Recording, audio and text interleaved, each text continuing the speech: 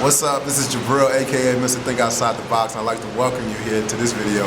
And today I'm going to be talking about the differences between being a black American versus being black in England, and kind of like what to expect when you go there.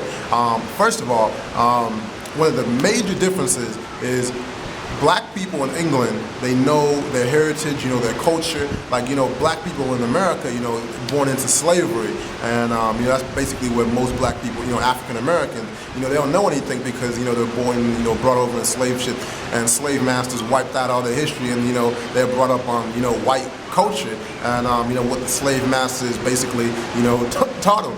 But black people in England, they know their history, like, whatever, like Greek people in America, like, oh, I'm Greek American, I'm Greek. But like out there in England, English people, black people know, that, they're Kenyan, they're Ghanaian, they're Nigerian, they're Jamaican, wherever they're from. Like a lot of very, like I'd say most of them know their, their heritage and where they're from, and so that's one of the very big differences in England. And then also I want to talk about the music. The music differences, they're not too big. The one thing is in America, we don't listen at all to really any hip-hop English music at all.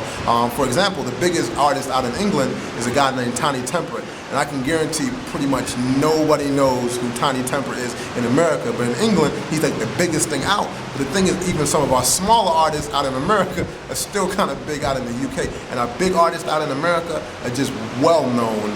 You're talking about Rick Ross, Drake, anyone. They're massive. They sell out when they come, to London. But it's like, but in UK, they almost support American music more than they support their own music. But they do support, like the grime music that they have, and the hip hop artists. Like they support, like if they really get behind a guy, like I could say Tinie Tempah, he's probably like the leading man out in London.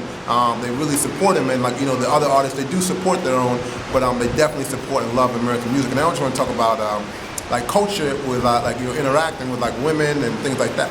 And is it true, like if you have an American accent, like it's all good? Let me tell you, it's a good thing. Like for example, like when I'll be like, hey, excuse me, how you doing? They're like, hey my God, are you from America?